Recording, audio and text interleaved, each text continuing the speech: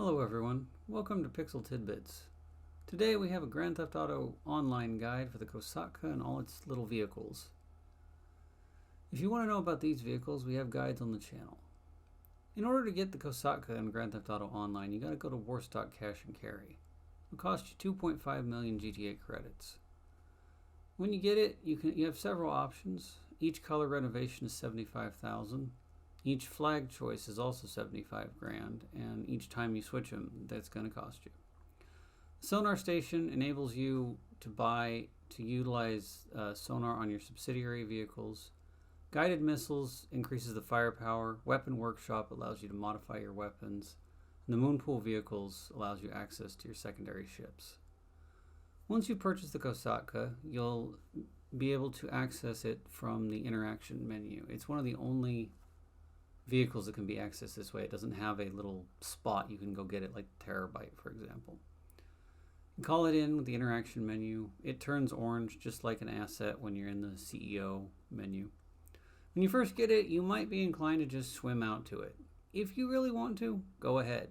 It's always going to spawn a ways out there. When you first start, if you don't have the money, whether or not you have the money for the Moonpool vehicles or not, you always have the option to call in a dinghy. This is really helpful, especially if you say, like me, you have to grind and didn't have the Sparrow when you first got the sub. So you don't have to swim all the way out. You have this little dinghy. It's just a little motorboat, essentially. Holds 4 people.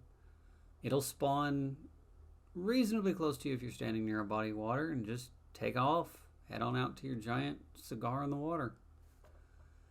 It looks small from far away, but as you're going to see here, it's a lot bigger than you think it is. Like, it's a proper roving base too. Unlike the yacht, this sub can actually be freely driven like a vehicle. I think it says it a lot, but the blurb is kind of fast and might be easy to miss. There are 3 entrances to the sub. You can see one of them on the back there, that white hatch. There's also one at the base of the conning tower and one at the very front of the sub here. Little hatches. Once you get out of the dinghy, if you want to, you can send it away via the interaction menu. Maybe for server reasons or whatever. I just do it to keep things clean. You can also send your Moonpool vehicles away and your Kosatka away. A lot of people have said, I've read various forums and things where they say that like sending it away enables you to get it back faster on the Cayo Perico heist. I haven't seen that to be true. When you first enter the Kosatka, you're going to get a cool little cinematic that introduces you to Pavel, your first mate here, who's basically controlling your sub when you're not on it. The piece de resistance, the reason you bought the sub is this table right here. This table is where you set up and run the Cayo Perico heist, whether doing it solo or with a team. You do have to be registered as a CEO, but by this point, you should already be familiar with that mechanic, I think, if you have the sub. This is how you do the Cayo Perico heist. I'm not covering how to do that in this video. This is all about the Kosatka. But if in the future, there should be a video about that on the channel. I have another video here for this console. This is where the guided missiles show up. This is the sonar station. You use that either when you're driving either the Kosatka or the Kraken, Avisa, or the Toreador. This is the actual helm. You can drive the sub here.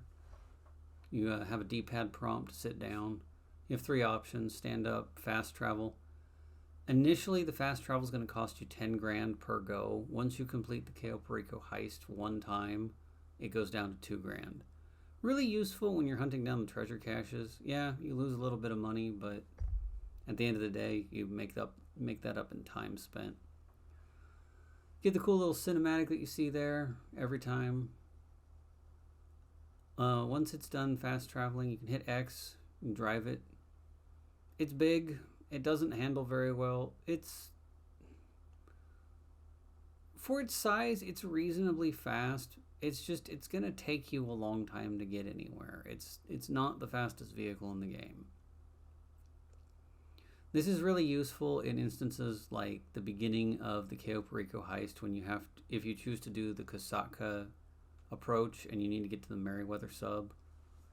Very useful in those instances.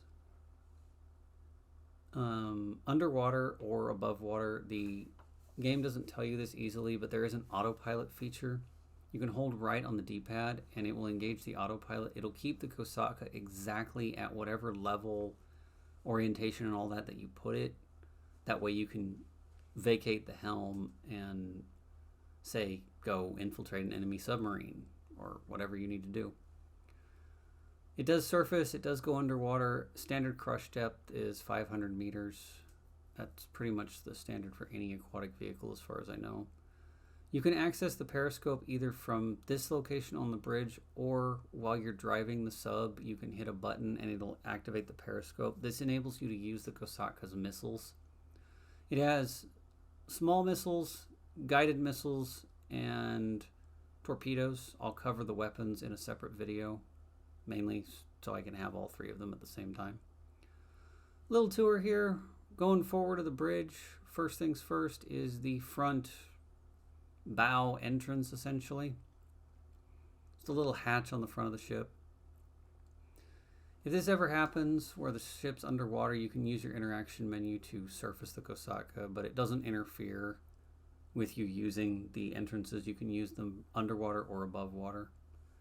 From this area, you take the stairs down. Everywhere in the sub has these little red markings that tell you where you're headed.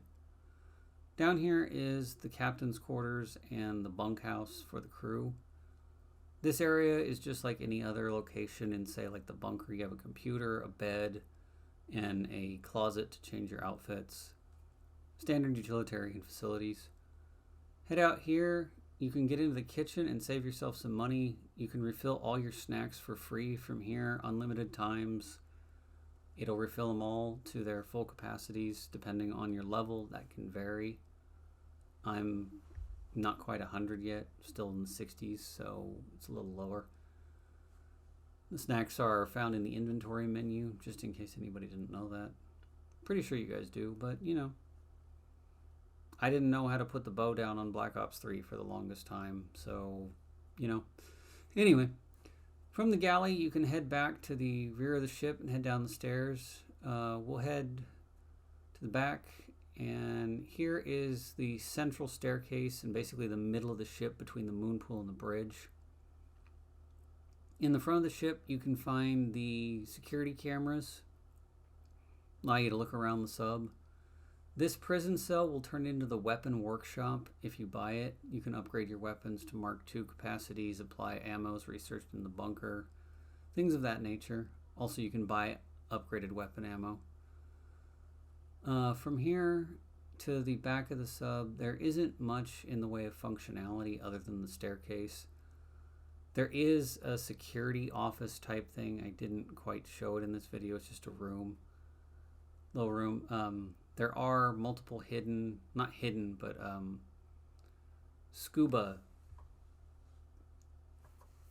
suit places you can, like just to the right here, you can put on scuba gear if you need it. From the bridge, if you head to the back, there is the Moonpool vehicle area where you can keep your Sparrow, your Avisa Kraken, and the Toreador.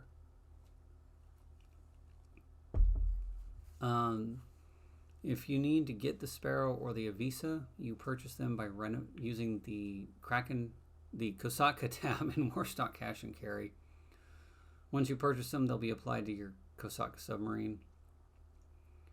The Toreador is purchased at Warstock Cash and Carry, just like any other normal vehicle, for $3.6 million, and then it'll be added on to the Toreador, or to the Kosatka. I am messing up my words today.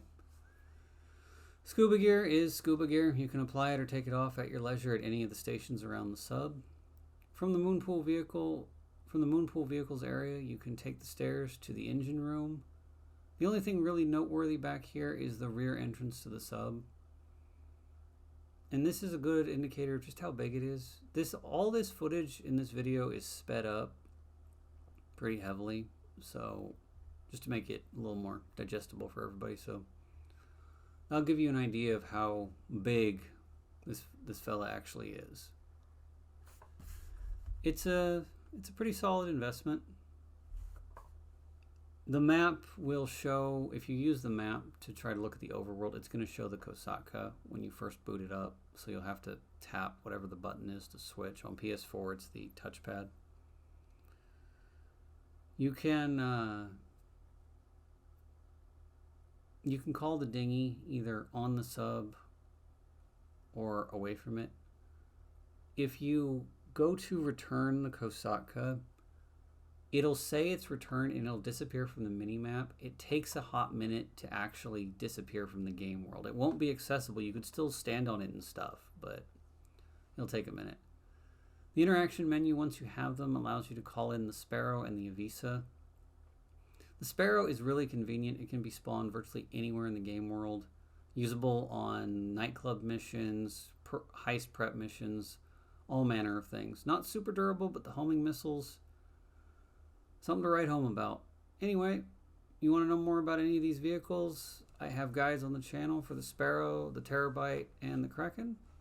This has been the guide to the Kosatka. Thanks for watching, folks. See you in the next one.